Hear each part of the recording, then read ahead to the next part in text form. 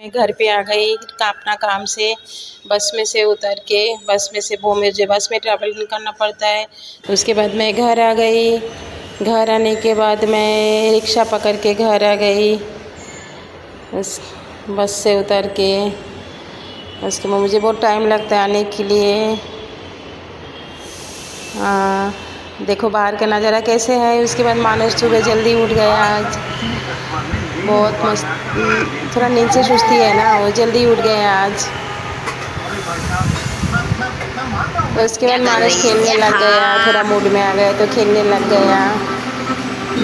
मानस खेलने लग गया। देखो उसके पापा को जगाने की कोशिश कर रही है, फिर वो नीचे आ गया, अपना पलंग से नीचे उतर के खेलने लग गया। साथ में वो टीवी भी देखता है, उसका पसंदीदा प्रोग्राम जो उसका लगा हुआ है। तो फिर से खेलने लगते हैं, जो कुछ भी मिलता है उसको टीवी देखता है, खेलता है। उसके बाद मैं बाज़ार गई, बाज़ार से थोड़ा मसाला लिया, सब्जी के मसाला लेके आई सब में। ये देखो मसाला में मुझे मसाला पैक करके मेरे भैया बहुत अच्छे से मसाला देखता है। हंस रही है भैया। देखो मैं टमाटर लेके आई, नमक लेके आई। मानुष का नज़र लगता है, घड़ी घड़ी नज़र उतरना पड़ता है। आटा लेके आई, बाकी सामान घर का सब लेके आई। मेरा वीडियो कैसा लगा कमेंट कर